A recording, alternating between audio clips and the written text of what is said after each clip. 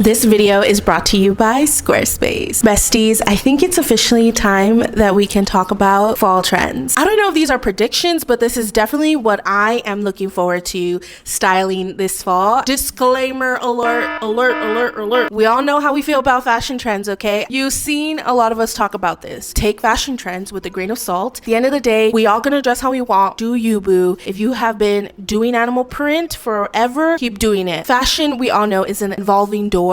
Things are always cycling in and out. There's peaks of when they cycle in and out, you know? So that is when we talk about what is quote unquote trendy. That doesn't mean that you need to participate in any way, shape, or form, honey. This is just a fun way to see where the fashion is going, how it's cycling around. Alrighty, with that full disclosure, let's talk about fall fashion trends. Suede is just another, I feel like, material that is very universal to fall and winter, kind of like wool or cashmere. Now it's just becoming more apparent. I was having this conversation the other day. I was talking to Luis and I was like, you know what? I know my favorite seasons of the year are fall and spring, because something about the transitional weather I really enjoy when it comes to styling. I feel like in the summer it is too hot to put clothes. I mean, you could still slay with sick fashion choices in the summer, but I really love the layering aspect in the fall and spring. You know, in the fall, you're taking your summer pieces and just layering it to make it more cozy for the fall, or in the spring, you're starting to add those warmer pieces to some of your knits and stuff like that. So I am fall and spring girly, and suede is just one of those transitional materials. So I feel like it works really great in the fall and the spring, and I'm seeing suede in everything. Okay, it can be a suede jacket. I've seen the silhouettes of a zip-up jacket or the ones with a button. I've also seen a lot of suede trenches or coats, which interestingly, I thrifted this suede material trend a couple years ago, and I got it for $1. I think I went to a Dollar Tuesday or something, and I got that coat. And I'm definitely going to be bringing it out for the fall. And I'm also seeing it in belts, in purses, a very nice hobo style chocolate brown suede bag or tan. And I personally have been really into a suede knee-high boot, especially because I feel like a tan color looks really nice in the fall, and that's something I don't have. Always look forward to wearing boots, because boots on my shoes. Boot season is Karina season. Lastly, I feel like in skirts as well, I've been seeing a lot of maxi skirts in this suede material. I went thrifting not too long ago and I came across this suede chocolate brown skirt with a fringe at the bottom, and I was so bummed when I tried it on and it did not fit, but it was this close to fitting, and I think that will look so stunning with some knee-high boots and even just a plain white tee and a jacket. It's very interesting because I feel like the last couple of years we've been seeing more of leather jackets and leather bombers, which I'm still gonna wear, duh, but I think we're going to more of this softer material. The next trend is the Puma OG speedcats. I think besides boots, sneakers are for sure my #1 shoe. I wear them almost daily. I've been obsessed with my Onitsuka Tigers, and I love getting my sneakers in a different color or print. Been really enjoying that. Been seeing this resurgence of Puma.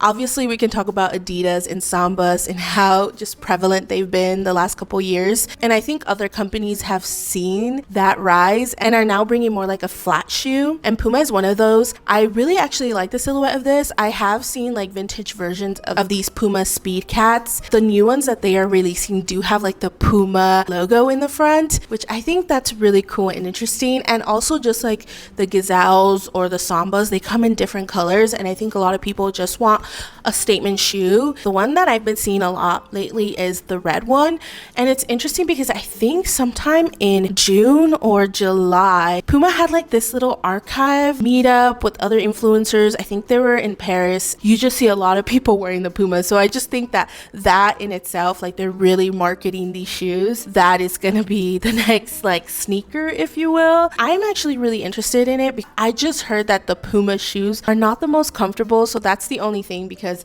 my Onitsuka Tigers are so freaking comfortable. I have wide feet, like I cannot wear shoes that are super narrow, and with the Onitsuka Tigers, like when you wear them, they just like literally mold to your foot. When I need a shoe that has just like flexibility, let me know if you've tried those shoes out, and if they are indeed uncomfortable. I'm thinking of going to maybe a Puma store just to try it out. Y'all, when did like tennis shoes have gone up so much, or just shoes in general? I'm like, whoa. Because I've talked about, you know, buying shoes more new, that is one that I'm really interested in, but haven't made the purchase yet, so we'll see. The next fall trend is brooches. It's just one of those interesting jewelry pieces that I feel like you can style in so many ways, and you can always find brooches at the thrift store. I've made like necklaces using brooches. The way that I'm thinking of seeing it is brooches styled as buttons, overlapping a brooch where your buttons would go on shirts,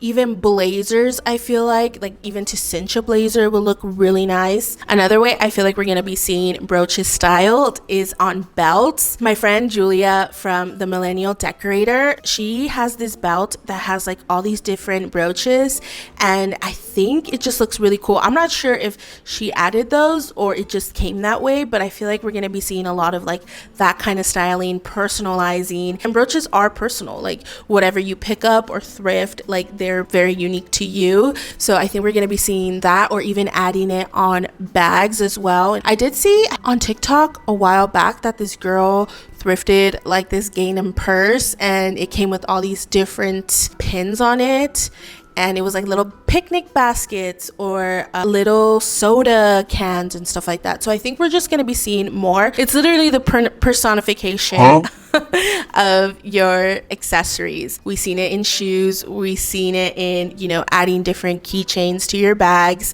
and I think we're just going to be doing that more with brooches. And it's so cool because I've also seen like brooches styled where you wrap like a button up like this all the way, and you add like a little brooch on the side to like tie it up, because brooches are used like safety pins, which is so cool. So that is something that I'm also interested in thrifting. It's just thrifting more brooches, and there's so many cool ones at the thrift.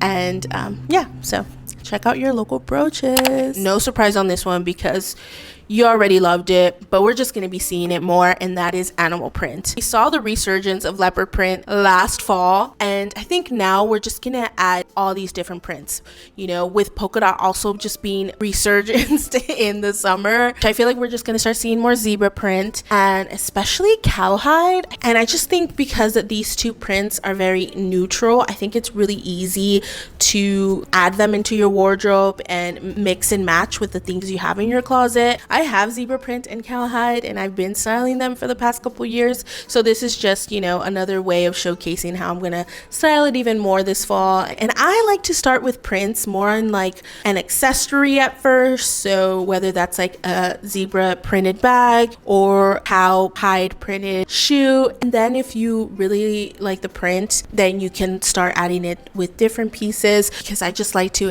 integrate prints like that with my outfits. I feel like a lot of people realize how you can style leopard print with everything, so I think now people are gonna just experiment more with other different animal prints. Okay, the next one is bloomer pants. I don't know if this is gonna be a trend. This is more niche to me, but this is something that is on my thrift wish list, and it's very difficult to find in a plus size, I will say. This is definitely inspired by Caroline Tucker. She does a lot of styling videos on her TikTok, but as well on YouTube, so I'll link her YouTube down below. The way she just styles those bloomer pants with literally anything. She layers it under a dress or under a maxi skirt, or she wears them by themselves and adds like a graphic tee and a scarf and little lace boots underneath. And just something about those bloomer pants, I just feel like are very versatile, because they're in this like comfortable material. I feel like most of them are in like cotton material. I feel like it's just a different way of like a white pant,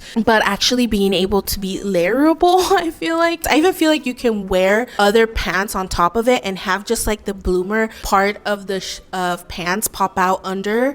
Like if I'm wearing these jeans and cuffing my jeans and having that little ruffle at the end of my jeans pop out, like I just love that. And I feel like in Copenhagen Fashion Week there was a lot of different pants with like some kind of effect like at the end of the pant, kind of like either they're adding bows towards the ankle of the pant, or they kind of have those little ruffles at the end, you know, like it's cinched and ruffled out. Kind of reminds me, I'm not gonna lie, when in middle school I used to take the rubber bands to cinch my pants, and then it literally had that same effect. So it's giving that vibe but in a different way, I feel. And I also think that these are very DIY-able. If you know how to sew, I think this is a great little sewing project that you can take if you're really interested in making some bloomer pants. Something I think very niche, but I am very interested in. All right, the next one is blazer tops. I've been seeing a lot of like these 80s silhouettes, like the low waist, the bubble hems, and I feel like now we're gonna be seeing a lot more of like these blazer style tops.